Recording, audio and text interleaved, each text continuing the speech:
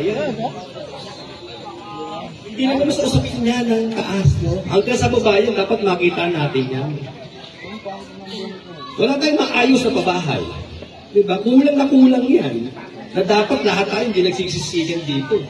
Yung mga pamilya ng mga anak natin, nasa asin pa rin. Ang hirap ang umupi. Diba?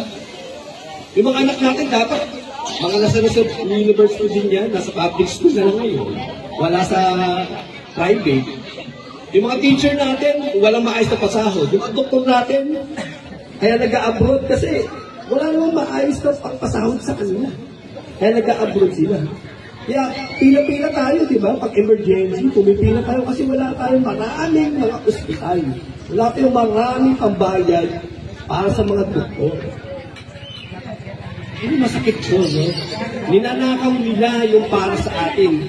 Sinasabi nila, mahihina o mahirap ang ating bansa. Pero hindi pala ang pinatunayan niya, ano? $1 trillion.